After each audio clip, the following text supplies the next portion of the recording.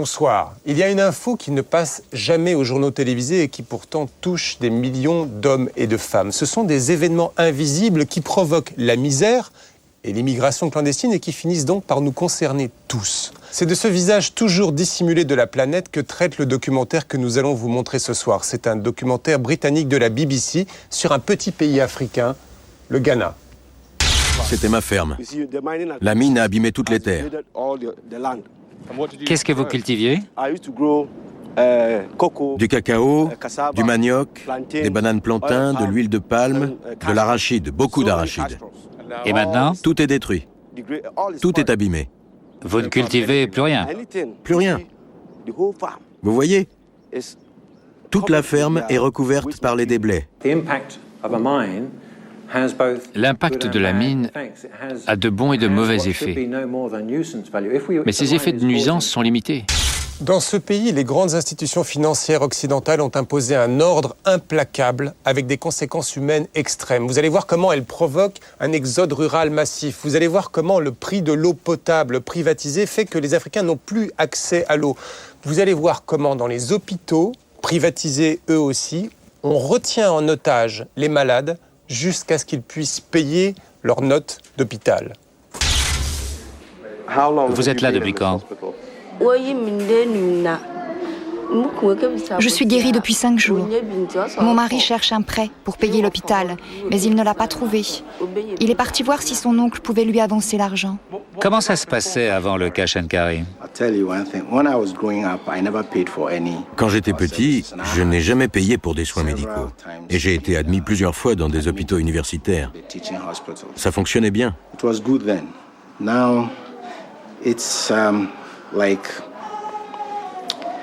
Maintenant, si vous ne pouvez pas payer, vous êtes quasiment condamné. Voilà, alors vous faites peut-être partie des gens qui pensent que mondialisation, ajustement structurel sont des mots compliqués et abstraits. Alors regardez attentivement le documentaire de John Kampfner, Quand le Fonds monétaire international fabrique la misère.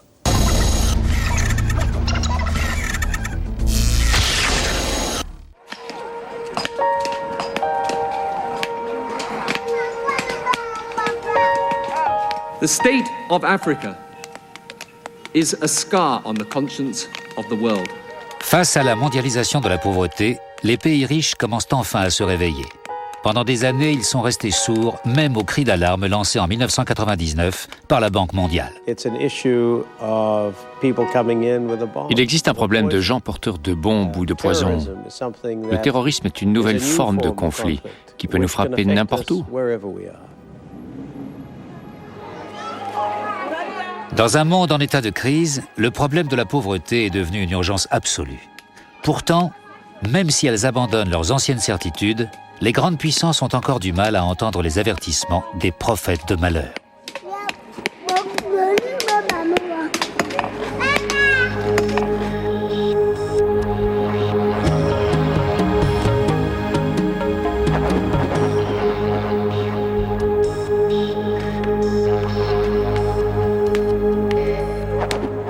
Mary Agekum est assise sur de l'or, mais elle n'en tire aucun profit.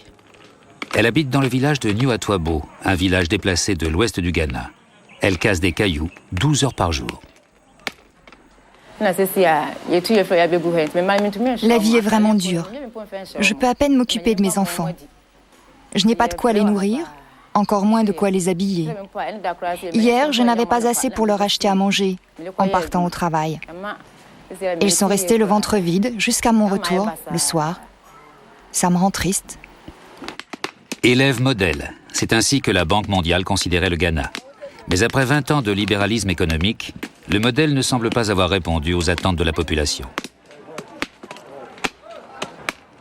La famille de Mary vivait relativement bien. Elle possédait une ferme, jusqu'à l'arrivée d'une compagnie minière. Un jour, des Blancs sont venus, soi-disant pour compter tous les habitants du village. Au début, nous n'avons pas compris. Plus tard, on nous a expliqué que le gouvernement leur avait donné la terre et que nous devions partir. Si nous avions refusé de partir dans le calme, ils auraient envoyé l'armée. Ce cas n'est pas isolé. Les 2/3 de la terre de cette région ont été vendus à des multinationales. Les indemnités d'expropriation ont été dérisoires. Les bonnes semaines, Mary et ses enfants gagnent l'équivalent de 3 €. Cette même politique qui a conduit à l'expropriation des terres a rendu l'éducation et la santé inabordables. Et aujourd'hui, l'eau est aussi devenue payante.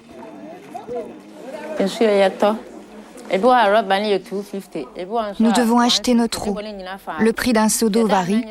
Quand je n'ai pas assez d'argent, nous l'achetons à crédit et payons après avoir gagné suffisamment d'argent. Nous payons aussi pour utiliser les toilettes. Parfois, quand je ne peux pas payer, je demande aux gardiens d'y aller gratuitement. Et quand je les ai trop sollicités, je vais dans la nature. Cette pratique est appelée la récupération des coûts. L'application de cette politique était l'une des conditions imposées par la Banque mondiale et le FMI en échange des prêts accordés. Vue d'Accra, la capitale, cette lutte quotidienne pour satisfaire ses besoins vitaux semble moins cruciale. Vous voyagez souvent dans le pays? Raisonnablement. Vous parlez aux gens ordinaires, ceux qui ne sont ni ministres ni conseillers économiques? Très souvent. Vous allez dans les villages? Vous parlez avec ceux qui doivent payer pour l'eau, pour les toilettes, qui n'ont pas été indemnisés suite à leur expropriation? Vous essayez de me mettre en colère? Je ne me mettrai pas en colère. Je resterai calme parce que vous me provoquez et vous insinuez... Non, j'essaie simplement... Vous insinuez que je passe mon temps dans une tour d'ivoire et que j'ignore tout de la réalité du pays. C'est faux. Je ne connais pas de villages qui doivent payer. Et si c'est vrai, qui fait payer les gens pour aller aux toilettes? J'ignore de quoi vous me parlez. En revanche... Le village de Nuatwabo. Ok, et qui fait payer qui? Les pauvres doivent payer pour tous les produits de base. Beaucoup de Ghanéens n'ont jamais eu accès à l'eau potable. La gestion de la compagnie publique de l'eau a été désastreuse, mais là n'est pas la question. Azara Issa n'a pas l'argent pour acheter de l'eau potable. Selon les plans du FMI et de la Banque mondiale, c'est aux populations de financer leur approvisionnement en eau, avant privatisation de la compagnie nationale. Et pour séduire les investisseurs étrangers, le prix de l'eau a doublé.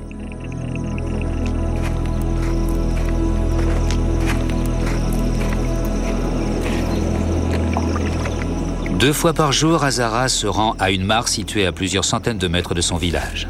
L'eau est infestée de vers de Guinée, elle sait ce qu'elle risque, mais elle n'a pas le choix.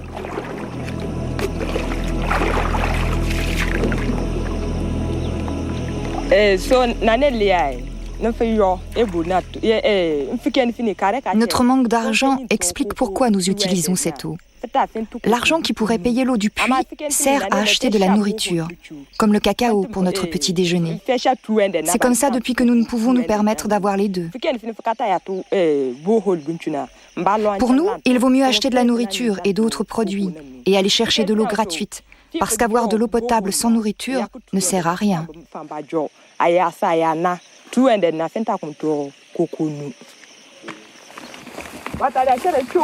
Récupération des coûts ou participation aux frais ou cash and carry, plusieurs expressions servent à désigner cette politique qui fait payer les produits de première nécessité.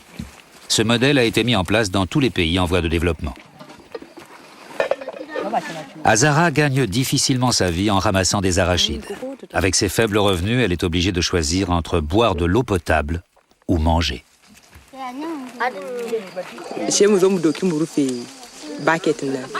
Nous recouvrons notre seau avec une toile pour filtrer l'eau et éviter les maladies. À la maison, après l'avoir filtrée, nous la mettons sur le feu et la faisons bouillir pour tuer les microbes et l'odeur.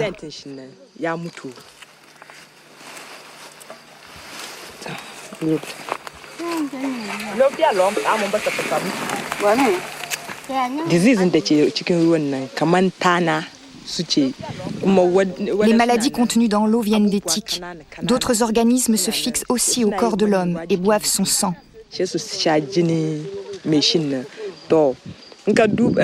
Une fois fixés, et avant qu'on s'en aperçoive, ils ont déjà sucé votre sang.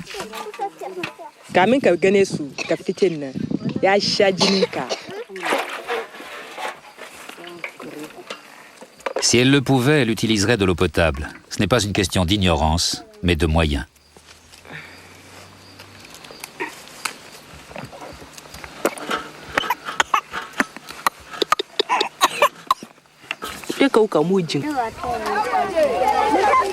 La Banque mondiale a décrété que les pays endettés ne devaient plus dépenser d'argent pour les services publics de base comme la distribution de l'eau. Dans ce village, on applique donc le concept de la récupération des coûts. C'est un peu un self-service. On apporte son seau et on paie cash. Cette règle qui prévaut pour les pauvres n'affecte pas les riches. Ainsi, en Amérique, le gouvernement fédéral a investi des millions de dollars pour que le système public de l'eau continue à fonctionner. Au sein des villages, des tensions nouvelles sont apparues.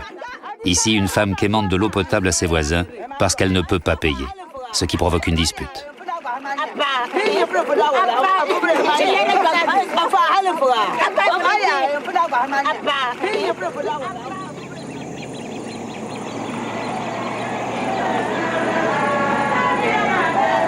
À 10 heures de route, au nord d'Accra, nous sommes dans la partie la plus pauvre du pays.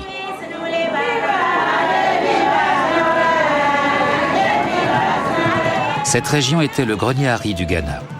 Elle fournissait du travail et de la nourriture en abondance. Les politiques de la Banque mondiale ont tout changé.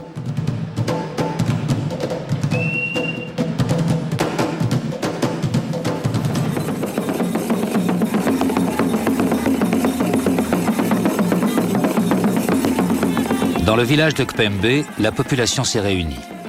Les festivités sont ouvertes. Sur ce point, les choses sont comme avant. Les anciens se sont rassemblés pour nous recevoir et des chants et des danses sont exécutés en notre honneur. Si leurs moyens d'existence ont disparu, en revanche, les vieilles coutumes destinées à accueillir les visiteurs sont encore bien vivaces.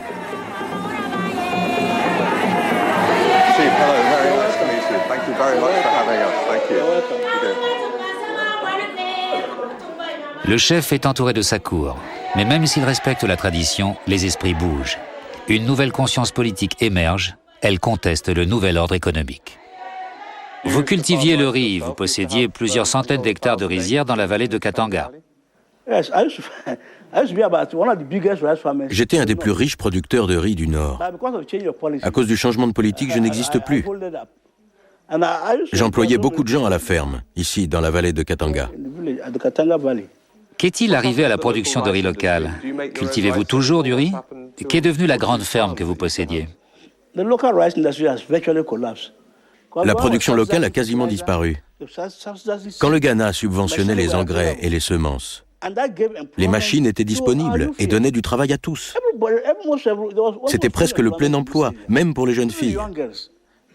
Même le week-end, les étudiants venaient travailler dans les fermes, ce qui leur permettait de se consacrer la semaine à l'école.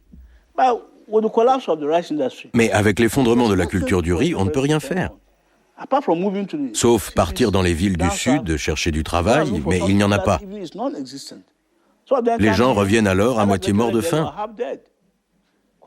Parce qu'ils sont allés en ville, ils sont affamés, n'ont pas de bon boulot, ils reviennent atteints de paludisme ou d'autres maladies. Maintenant, nous devons acheter notre riz. Un demi-sac de riz, 50 kilos, coûte 300 000 cédis. La politique du FMI est très négative et affecte dramatiquement toute la région. Notre niveau de vie est tombé très bas. On nous sort des chiffres, le Ghana fait ceci, fait cela. Nous n'en voyons pas les effets sur la population. Le Ghana dépense maintenant 100 millions de dollars par an pour importer du riz de pays comme les États-Unis. La suppression des subventions à l'agriculture locale s'est donc accompagnée de la suppression des barrières douanières. Cette économie de marché, dans sa forme la plus pure, est une sorte de darwinisme économique. La sélection naturelle passe par la survie du plus fort. On a demandé au Ghana d'orienter sa production sur 2 matières premières d'exportation, l'or et le cacao, et de laisser tomber le reste. Simple variation sur un thème remontant à l'ère coloniale.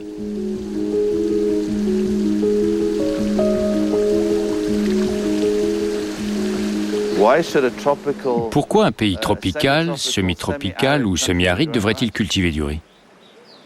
Et pourquoi pas? Je doute vraiment que le Ghana devienne autosuffisant. Pourquoi viser cela? Alors que la Thaïlande ou le Vietnam, grâce à tous leurs avantages naturels, produisent un riz à un prix bien inférieur à ce que pourrait produire le Ghana. Non, je parle de l'Amérique, de la plus grande des superpuissances qui subventionne son agriculture à hauteur de 20 milliards de dollars par an, alors que vous refusez aux gens d'ici de subventionner leur production nationale. Quelque chose cloche, non ? Quelque chose ne va pas dans la politique agricole américaine, parfaitement. Vous pensez que le Ghana peut faire mieux que l'Amérique en matière de subventions? Laissez-moi vous donner un chiffre qui est choquant mais vrai. Les subventions à l'agriculture des pays de l'OCDE dépassent le revenu de l'Afrique. On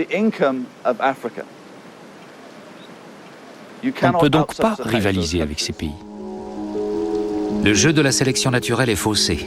Les pays pauvres sont obligés d'appliquer les règles, les pays riches, non. Pour les gens du FMI, pour les économistes qui jonglent avec les chiffres et les théories, cette contradiction est un peu troublante. I can only say that the two institutions, the IMF and the World Bank, are on record. Je peux seulement dire que les deux institutions, le FMI et la Banque mondiale, ont demandé publiquement à l'Europe, aux États-Unis et à d'autres grands pays de supprimer les obstacles freinant les exportations des pays en voie de développement. En fin de compte, les pays riches doivent appliquer cette politique chez eux. Tant que cette situation existe et perdure, vous acceptez que les règles soient injustes. Les règles ne sont pas injustes, elles sont justes. Les pays doivent les appliquer. C'est donc la situation qui est injuste. La situation est injuste, mais les règles sont équitables. Le libre-échange, tout ce qui contribue au libre-échange est juste.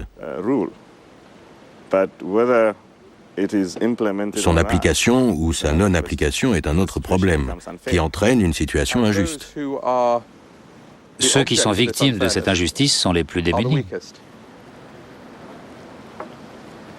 Mais c'est encore la situation qui est injuste ou regrettable.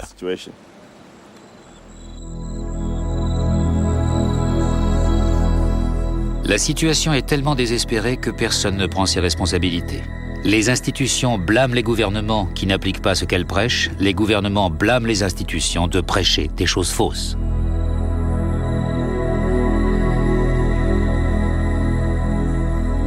Dans la vallée de Katanga, les rizières restent en jachère. Il n'y a plus ni travail ni emploi, et les biens de première nécessité manquent.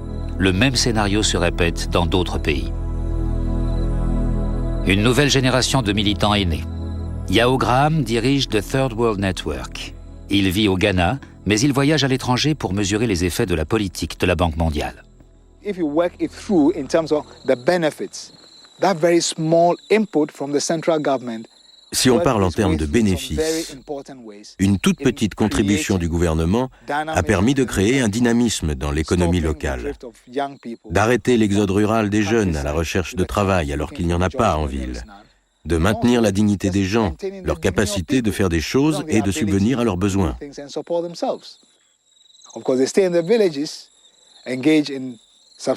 Alors ils restent dans les villages, se lancent dans une agriculture vivrière, mais n'ont pas les moyens de payer pour les services sociaux de base, comme l'éducation, la santé, l'eau. Nous sommes dans un cercle vicieux. Les prêts étaient soumis à conditions. Coupe dans les dépenses publiques, ouverture des marchés, suppression des subventions, faire payer les services publics. Et les prêts ont entraîné des dettes. En l'an 2000, le Ghana a dépensé moins de 4% de son budget pour la santé et 7 fois plus pour rembourser les intérêts de sa dette. Nous sommes à l'hôpital principal de Tarkwa, au cœur de la région minière. Il doit maintenant s'autofinancer. En clair, c'est aux malades de payer l'addition. Les gens doivent payer pour leurs frais de santé. Cette jeune femme, savez-vous si elle a payé ? Elle devra payer pour son admission. Combien a-t-elle payé pour son admission ? Elle n'est pas encore guérie. Quand elle partira, alors nous calculerons ce qu'elle nous doit.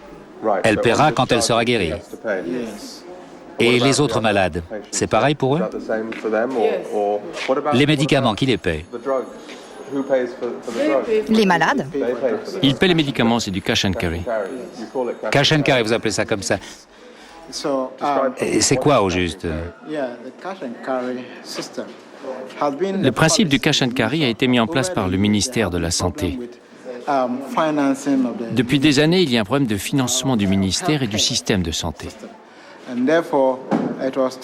On a pensé qu'il était sage d'introduire ce que l'on appelle la participation aux frais.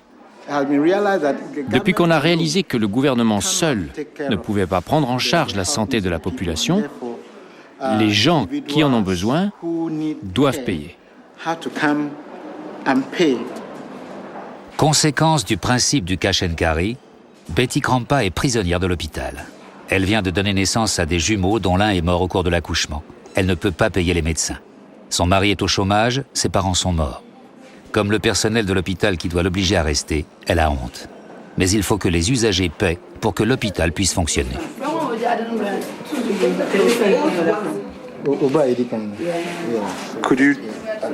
Vous êtes guéri et vous restez jusqu'à ce que vos beaux-parents aient de l'argent. C'est ça?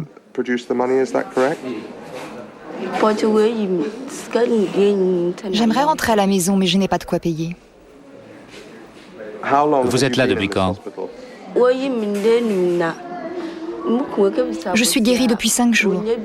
Mon mari cherche un prêt pour payer l'hôpital, mais il ne l'a pas trouvé. Il est parti voir si son oncle pouvait lui avancer l'argent.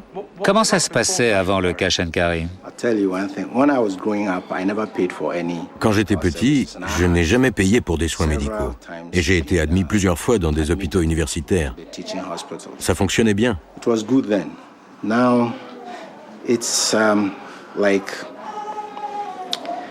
Maintenant, si vous ne pouvez pas payer, vous êtes quasiment condamné. Condamné par une montagne de dettes, alors que le pays vit sur une montagne d'or. Pour moi qui ai un peu voyagé dans la région, c'est une situation étrange. Les compagnies minières font d'énormes profits. Tarqua devrait être riche. Vous êtes assis sur de l'or. Sur une mine d'or. Et ici, vous retenez des gens parce qu'ils ne peuvent pas payer leurs frais médicaux. Pourquoi?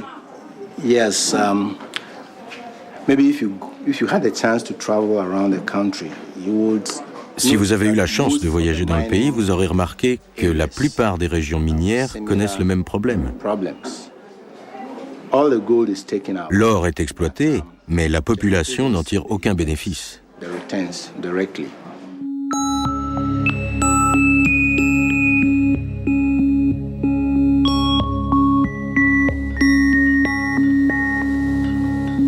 Au temps des colonies, le Ghana s'appelait la Gold Coast, la côte de l'or. Le pays a toujours beaucoup rapporté aux étrangers, mais la richesse n'est jamais revenue à la population. Quand le Ghana accède à l'indépendance en 1957, les principales industries comme l'or sont nationalisées. Mais au début des années 80, l'économie s'effondre, la corruption a tout gangréné. Le FMI et la Banque mondiale proposent alors leur programme d'ajustement structurel. Leur message est simple. Il faut se tourner vers l'exportation et faire revenir les sociétés étrangères pour gérer les affaires. Il y eut d'abord des privatisations, puis des incitations fiscales, des exemptions d'impôts temporaires de 10 ans, des paradis fiscaux, une législation sur l'environnement réduite au minimum.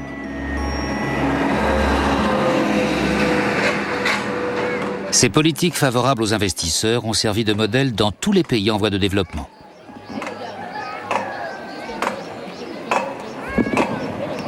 Nous sommes dans le village de Doumassi. Pendant ces 9 dernières années, les habitants ont vécu un jet de pierre d'une mine à ciel ouvert. Ils ont pris du temps, mais maintenant, ils se battent. C'était votre ferme? Oui, c'était ma ferme. La mine a abîmé toutes les terres. Qu'est-ce que vous cultiviez?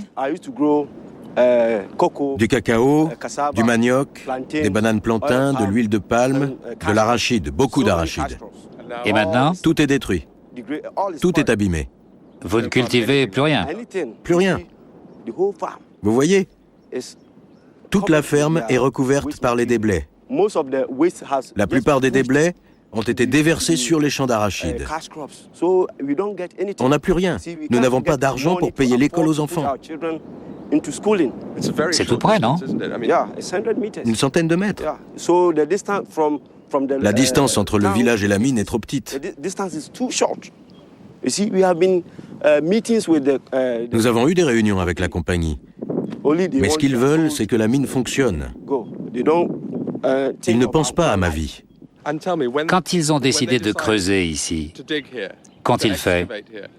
Ils sont venus au village? Oui. Et ils vous ont donné des explications sur ce qui allait se passer? Ils sont venus il y a 9 ans. Cette compagnie met vraiment la pression. Lorsqu'ils sont arrivés, ils ont dit qu'ils avaient l'autorisation d'exploiter. Puis le gouvernement la leur a donnée. Ils ont fait venir l'armée et la police pour exercer leurs activités minières. Aussi, quand on va sur nos terres, ils se montrent violents. Des allégations de ce type se sont soldées par une série de manifestations contre les activités des compagnies minières. Les gens des villages voisins se sont mobilisés.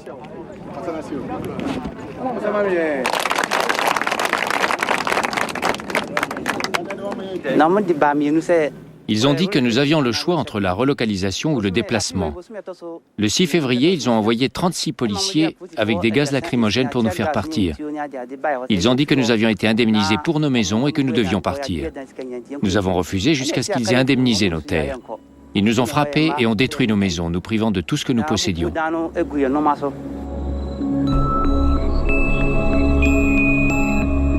Pour les habitants de Kéyéouéré, le choix est impossible.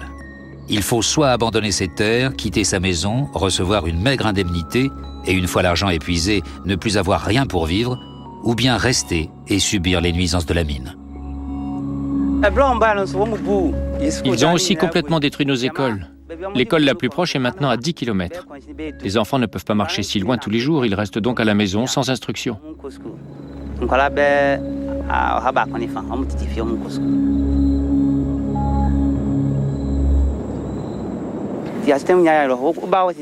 La vie est devenue très dure pour nous. Si vous venez maintenant dans notre village, vous verrez que l'on habite des cabanes. Mais maintenant, à Douamassi, vous avez reçu le soutien de votre chef et je suis certain que tout va s'arranger. Les compagnies minières gardent un œil attentif sur ce mouvement de protestation grandissant.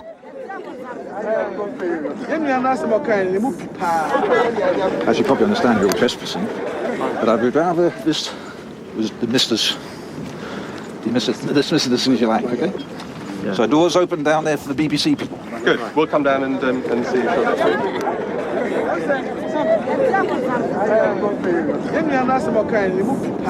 I'm very happy to be here today in Douamassi. Je suis très heureux d'être ici, à Damassi, aujourd'hui, et d'avoir vu un directeur de mine essayer de parler, d'avoir vu sa bouche trembler et de l'avoir vu partir.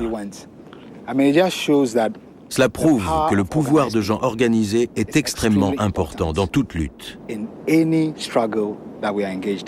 Nous sommes dans un pays où nous avons eu un changement avec plus de liberté. On dit que nous pouvons dire ce que nous voulons. Vous voyez que nous ne pouvons pas dire ce que nous voulons, car si nous ne sommes pas forts, personne ne nous écoute. Les compagnies minières sont obligées d'écouter et de répondre de leurs actes. L'équilibre des pouvoirs est en train de changer. Une commission sur les droits de l'homme enregistre les plaintes des villageois. Mais les sociétés prétendent que leurs activités génèrent peu de nuisances. L'impact de la mine a de bons et de mauvais effets. Mais ces effets de nuisance sont limités. Si une mine provoquait les affections que vous évoquez, vraiment nous ne le ferions pas. Ce serait logique. Nous reconnaissons que la mine engendre des nuisances matérielles. Habiteriez-vous volontiers à une centaine de mètres d'une mine lorsque se produisent des explosions? Souligner la question de la distance, c'est une erreur, puisque l'on dit qu'il existe un problème de relogement. À part ça, nous avons fait des mesures là où est située la maison la plus proche, en présence de la population, et elle a admis avec nous que les explosions pouvaient continuer parce que ça ne posait pas de problème. Donc la réponse est oui, je serais très heureux de vivre ici. Je suis d'accord avec vous sur le fait qu'il y a nuisance, mais ce n'est qu'un problème de nuisance, ce n'est pas un problème de santé. Avant qu'il ne soit soutenu par des militants venus de l'extérieur, il a été facile de se débarrasser des villageois. La population de Douamassi est venue se plaindre ces 2 dernières années. Nous sommes intervenus au niveau gouvernemental, au niveau des autorités locales, et nous avons reçu beaucoup de personnes pour enquêter sur leurs problèmes. Problèmes de pollution, pollution de l'air et de l'eau, maladies de la peau, enfants urinant du sang, problèmes d'indemnités arbitraires et insuffisantes, problèmes de déplacement de population. Chaque village a son histoire, mais toutes se ressemblent. Les principaux accusés ne sont pas les compagnies minières, mais bien les institutions internationales qui imposent les règles. Désormais, les Ghanéens ne comptent plus sur l'aide d'étrangers intéressés pour défendre leurs intérêts.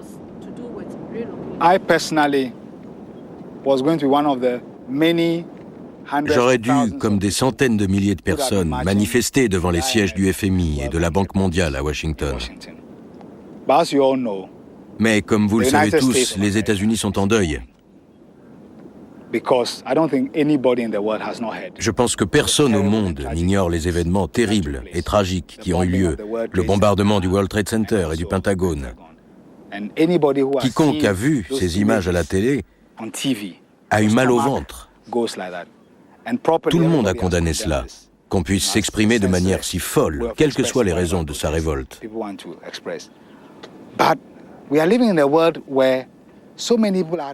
Mais nous vivons dans un monde dans lequel beaucoup de gens qui n'ont pas de pouvoir sont convaincus que si les grandes puissances ne deviennent pas de plus en plus sensibles aux demandes des pays les plus pauvres, le monde entier sera en danger.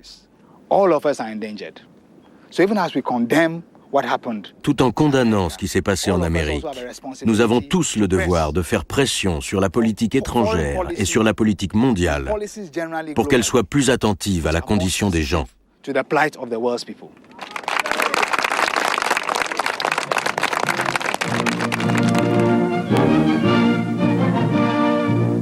At Bretton Woods, New Hampshire, delegates from 44 allied and associate countries arrived for the opening of the United Nations Monetary and Financial Council. La création de l'ONU était pavée de bonnes intentions, nées sur les décombres de la Seconde Guerre mondiale. Le FMI et la Banque mondiale, son bras armé, ont été les 2 piliers qui devaient guider le monde vers une nouvelle ère de prospérité. Les nations récemment décolonisées allaient tomber dans leurs bras. Pour sortir de leurs anciennes dépendances, de nouvelles industries ont été développées. Et pour sortir de la pauvreté, le commerce a été encouragé.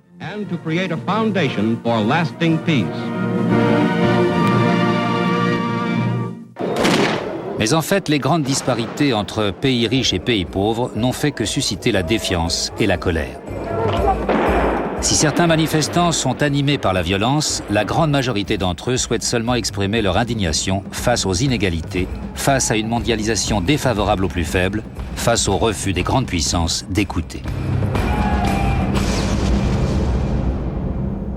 Au milieu des années 90, un homme nouveau est arrivé à la tête de la Banque mondiale. Il a renoncé aux ajustements structurels et a dévoilé sa stratégie de réduction de la pauvreté. Il a conseillé aux pays riches de le soutenir, les avertissant de ce qui pourrait arriver s'ils ne le faisaient pas. Il existe un problème de gens porteurs de bombes ou de poison. Le terrorisme est une nouvelle forme de conflit qui peut nous frapper n'importe où. Je crois que si nous pouvions avoir une situation plus stable dans le monde, si nous pouvions avoir une croissance plus équitable, c'est vraiment notre intérêt de favoriser cela. Mais cela ne s'est pas produit et la contestation a grandi. Chaque rencontre internationale continue de charrier son lot de promesses et de platitudes. Wolfensohn a invité les manifestants à parler politique, mais il les a renvoyés quand ils contestaient leurs conclusions. Gênes, juillet 2000, sommet des nations les plus riches du monde, le G8, 300 000 personnes dans les rues. Un manifestant est mort. C'était l'un des derniers grands rassemblements du mouvement anti-mondialisation.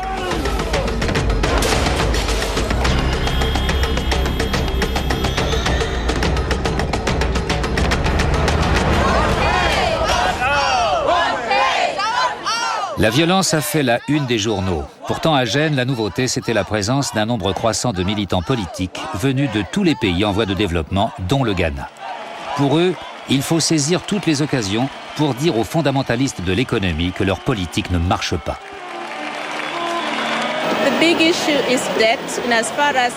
La grande question, c'est la dette qui agit comme un levier,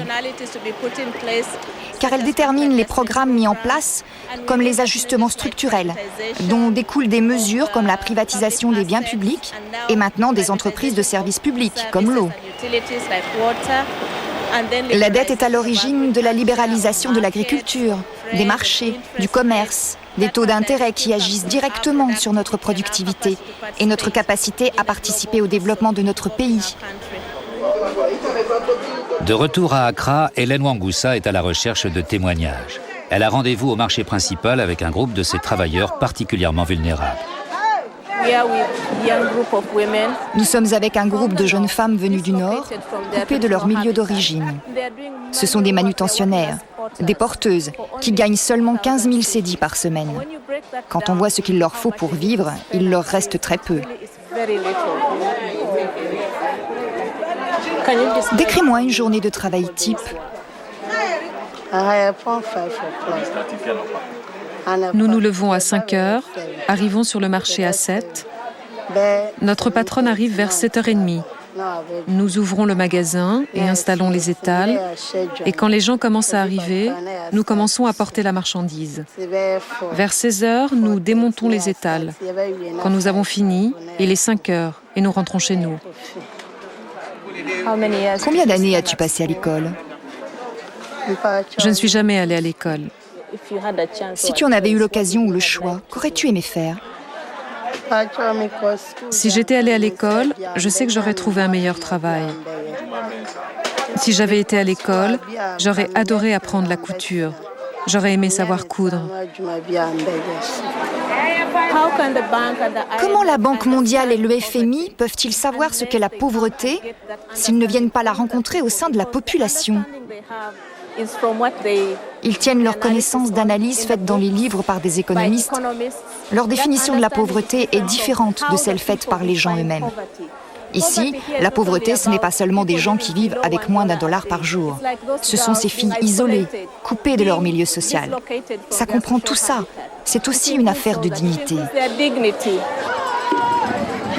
Les terroristes qui ont frappé New York et Washington ont choqué et horrifié la population ghanéenne.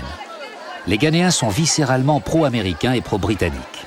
Ici, les tensions religieuses sont rares. Chrétiens et musulmans vivent en harmonie. Mais le 11 septembre a été ressenti comme l'expression de frustration accumulée depuis quelque temps.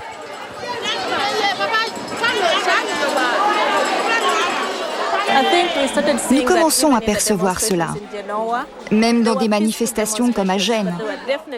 Il y avait des manifestants pacifiques, mais il y avait des groupes de manifestants qui étaient beaucoup plus violents. Cela vient de la frustration des gens face à des institutions qui affirment tout savoir, qui affirment savoir comment aborder la pauvreté, ce que sont les gouvernements, et qui depuis 15 à 20 ans n'ont pas su être à la hauteur. Dans certains pays, les gens ont été patients, ont attendu plus de 15 ans une prospérité qui n'est jamais venue.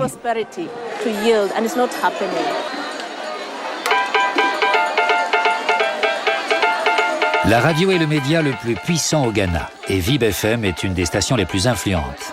Son émission la plus populaire, Point Blanc, reçoit des appels d'auditeurs.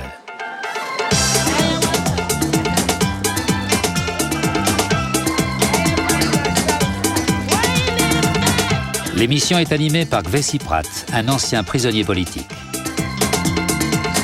Hello and welcome to this week's edition of Point Blanc. Today we are going to look at the whole concept of globalization.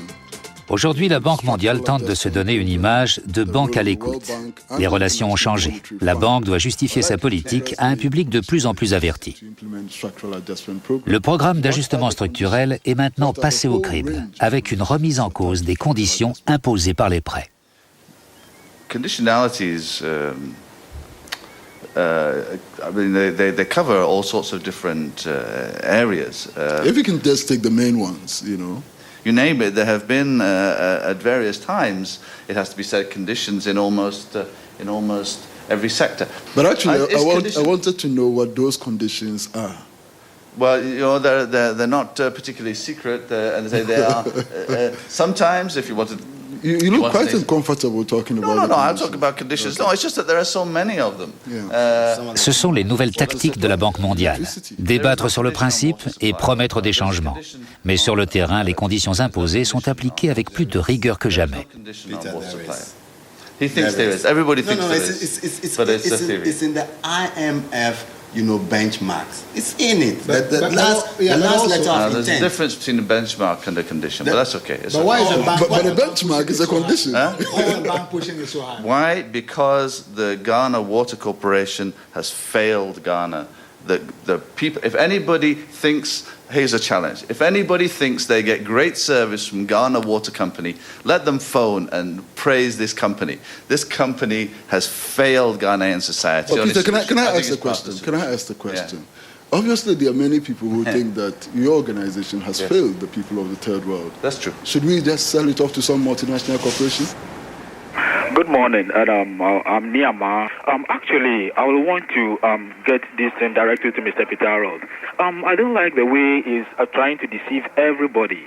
Now, this is the issue. The IMF World Bank policies that come with the Structural Adjustment Program and the Economic Recovery Program actually adjust government policy away from public welfare to debt servicing. Les gens sont informés. Ils savent ce qui a été dépensé pour les services publics et ce qui a été dépensé pour la dette. Ils font le lien entre économie locale et politique mondialiste.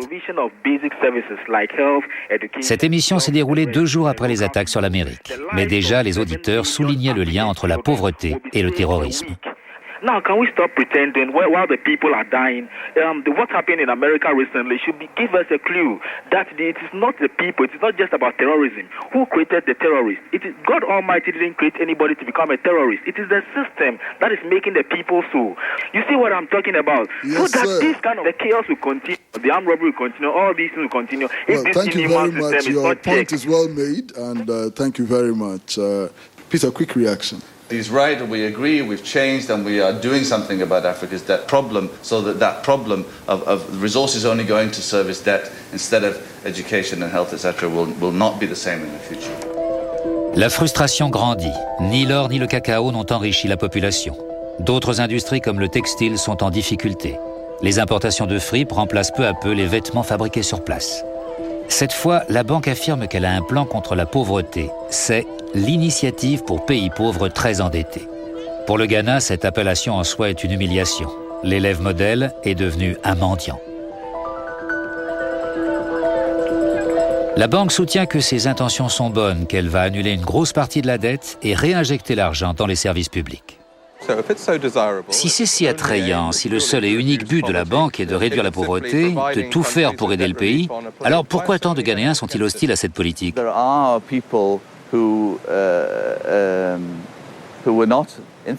Les gens qui n'étaient guère favorables au programme d'ajustement structurel ont pensé que cela serait encore plus difficile.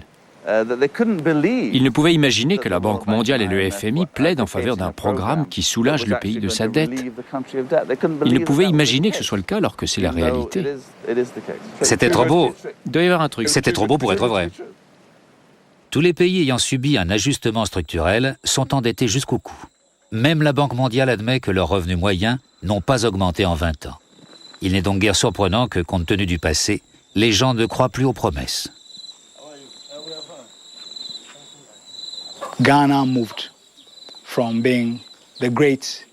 Le Ghana est passé du rang de grand espoir noir de l'ajustement structurel, d'étoile brillante du continent africain, au rang de pays pauvres et endettés, parmi 40 autres.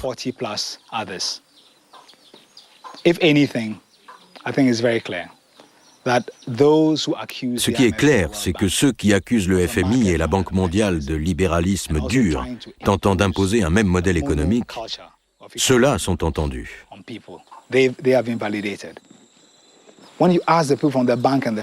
Quand vous demandez à des gens de la banque ou du FMI de vous indiquer un pays dans lequel le modèle a marché, ils commencent par vous dire que les locaux n'ont pas suffisamment appliqué le programme. Ils doivent reconnaître que dans la réalité, ça ne se passe pas comme ils l'ont prêché.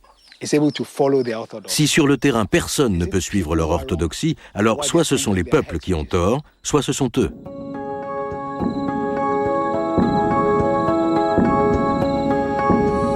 Les institutions se l'avouent, elles se sont trompées. Leurs diktats économiques ont laissé des millions de personnes sur le bord du chemin. Les inégalités sont criantes comme jamais. Dans un contexte marqué par le terrorisme et la guerre, prendre la mesure des déséquilibres de la planète est devenu aujourd'hui plus qu'un devoir, un impératif.